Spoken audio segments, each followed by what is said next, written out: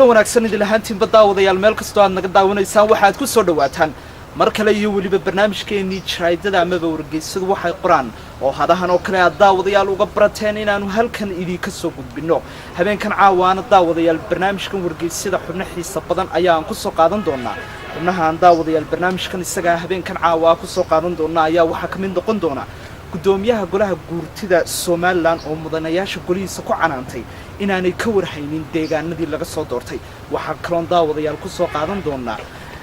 Professor Ahmed Ismaaciil Samatar oo jaamacadda Hargeysa xalay toole khudbad uu ka jeediyay ku tilmaamay intii Soomaaliland uu joogay inaanu ku arag haba yaraatay qof shicib oo sito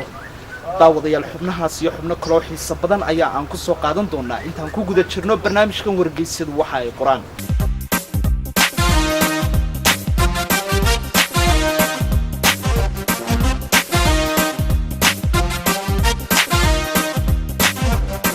haddii aan daawadayaal soo qabto xubinta ugu horreysay barnaamijkeena wargeysadii habeenkan caawa ayaa waxaan ku soo qaadan doonaa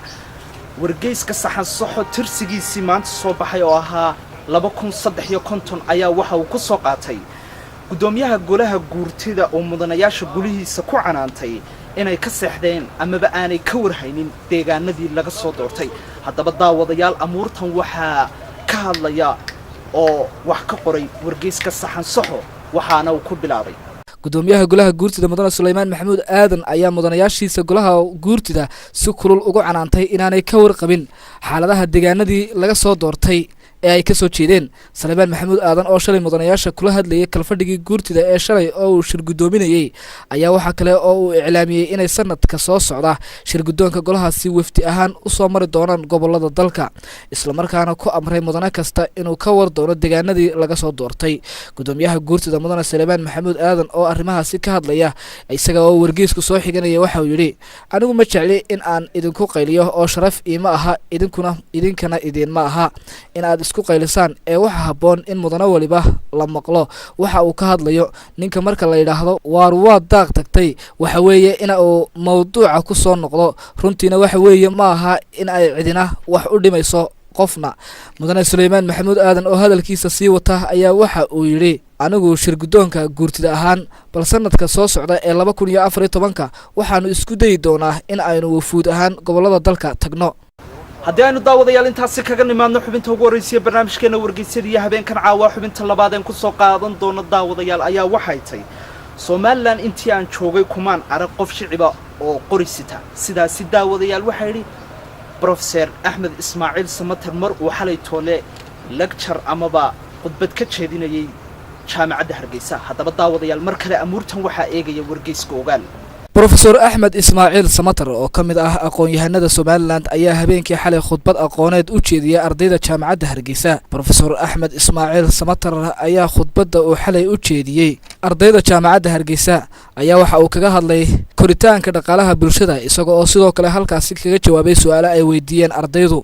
Professor Ahmed Ismaaciil Samatar oo ka hadlayay farqiga u dhaxeeya Soomaaliland iyo Soomaaliya waxa uu yiri Soomaaliland way ka duwan tahay Soomaaliya oo intaan dalka joogay maan arag qof qorisita oo aan askari ahayn Ahmed Ismaaciil Samatar waxa uu sidoo kale ka hadlay muhiimadda ay leedahay shaqo loo abuuro dhalinyarada isaga oo sheegay inay kobcinta dhaqaalaha qayb ka tahay isagoo arrimahaasi ka hadlaya ayaa Professor Ahmed Ismaaciil Samatar sida uu ka soo xiganaya wargeyska saxan saxa waxa uu yiri dhaqaale kobcintu waa in dhalinyarada shaqo loo abuuraa mar uu ka jawaabayay su'aal laga weydiiyay qadiyadda Soomaaliland iyo sida uu u difaacayo ama diyaarka ugu yahay waxa uu yiri professorku safiir bilaash ah ayaan tan iyo maalinteedin ahaaye lacag igu shubta wargeyska yoolna bogiisa wararka caalamka ayaa daawadayaal waxa uu ku soo qaatay madaxweynaha koonfurta Suudaan oo aqbalay xabad joojin iyo ku xigeenkiisii hore oo isagu markaasi ka biyadiiday xabad joojintaasi shardi adagna ku xidhay haddaba daawadayaal wargeyska yool isna isagoo amuurtan faaqidaya waxa uu dhigay sidan dawladda koonfurta Suudaan ayaa aqbashay xabad joojin dalka ka dhaqan gashay si looga wada hadlo dagaalada ka dhashay hirdanka dhanka awoodda ah ee dhawaan halkaasi ka socday baaqan xabad joojinta ayaa waxaa la jeediyay kadib markii madaxda dalalka ku jira urur goboleedka IGAD ay kulan ay arrimaha koonfurta Suudaan kaga hadlayaan ku yeesheen magaalada Nairobi ee wadanka Kenya afayaan u hadlay wasaaradda arrimaha dibadda ee koonfurta Suudaan oo magaciisa la yiraahdo Moin Michael Arike ayaa warbaahinta u sheegay inay si dhaqso ah u dhaqan gali doonto xabad joojinta ay dawladdu ku dhawaaqday dagaalada ku jira koonfurta suudaan ayaa 15 bishan ka qarxay magaalada caasimadda ah ee Juba waxaana ay ku faafeen dalka intiisa kale iyadoo sare ay u kacday ishaysadka dhanka awoodda ah ee u dhaxeeya madaxweyne Salva Kiir iyo madaxweyne ku-xigeenkiisii hore ee Riek Machar oo ah ninka ay sida weyn isku hayaan dagaaladaasi ayaa meelaha qaarkood kala qaybiyay militariga dalka waxaana ka dhashay dagaalo dhanka isirka ku salaysan iyo beelaha Arik afayeenka wasaaradda arrimaha dibadda waxa uu sheegay in Master Machar uu haysto 3 maalmood oo uu kaga soo jawaabo xabajoojinta ay dawladdu soo jeedisay wararka ka imanaya koonfurta Suudaan ayaa sheegaya in Riek Machar uu sheegay in xabajoojin kasta oo la doonayo in la dhaqan galiyo ay khasab tahay in ay noqoto mid dhabka ah oo lagu kalsoonaan karo isla markaana noqoto mid dusha laga eegayo sidoo kalena waxa uu xabajoojinta shardi uga dhigay in maamulka Salva Kiir uu sii daayo siyaasiyiin u xidhan arrimo siyaasadeed wargeyska geeska Afrikana daawadayaal bogiisa ciyaaraha oo maanta soo baxay ayaa waxa uu ku soo qaatay ciyaaryahanka Cristiano Ronaldo oo ku guuleystay abaalmarinta loo yaqaano Global Soccer oo la guddoonsiiyo xiddiga ugu wanaagsan sanadkaasi isagoo sanadkan 2013 isagoo abaalmarintaasi ku guuleystay haddaba daawadayaal wargeyska geeska Afrika amuurtaasi isagoo ka hadlaya waxa uu ku bilaabay kabtanka xulka Portugal iyo kooxda Real Madrid Cristiano Ronaldo ayaa ku guuleystay abaalmarinta Globe Soccer ee laacibkii ugu fiicnaa sanadkan 2013 iyadoo abaalmarintaas lagu guddoonsiiyay magaalada Dubai Cristiano Ronaldo ayaa magaalada Dubai kaga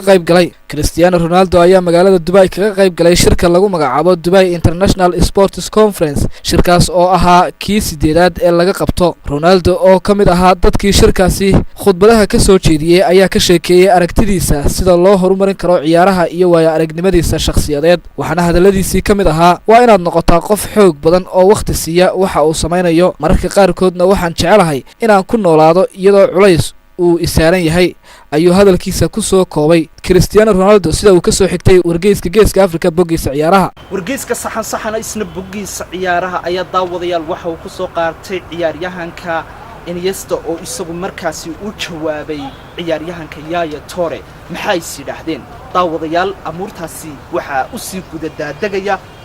oo eegaya wargeyska saxan saxo waxaanu ku bilaabay ciyaaryahanka Andres Iniesta ayaa sheegay in Barcelona aanay ka cabsan karin Manchester City iyadoo ay labada kooxood ku kulmayaan Champions League kooxda Manchester City ka dhisan ayaa wareegga 16 ee tartankaasi waxa ay wajahaysaa Barcelona iyadoo Yaya Toure uu dhawaan sheegay in Barcelona ay ka cabsanayso iyaga laakiin Iniesta ayaa taasi ka jawaabay wargeysku isagoo hadalkiisa soo xiganaya ayaa waxa uu yiri waxa ay noqon doontaa ciyaar xamaasad iyo xiiso leh waxaanan qabaa in City ay tahay kooxda ugu adag ee aan ku soo aadi lahayn waxaana ay inoo tahay tijaabo fiican City waxa ay qabanaysaa shaqo fiican kulamada 16 waxa la ciyaarayaa 2 bilood muddo haatan laga joogo wax badan ayaanan isbedeli karaa ayuu ku soo gabagabeeyay hadalkiisa daawadayaal intaasna waxaan ku soo gabagabeynaa barnaamijkeeni wargeysadu waxay quraan oo saacadahan oo kale aad ka daawataan telefishinka qaranka jamhuuriyadda Soomaaliland habeenkan caawana daawadayaal barnaamijkii intaas ayaa uu naga geeyay kamaradaasi quruxda badan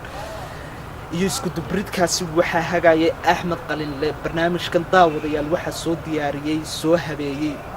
isku soo dubriday Maxamed Ibrahim Dimbil waa soo jeedintii anigoo Jamaal Axmed Naasir oo idinkaga tagay barnaamij lamida daawadayaal intaan iskugu iman doono is aragti maqal dambe koor assalaamu calaykum waraxmatullaahi tacaala wa barakaatuh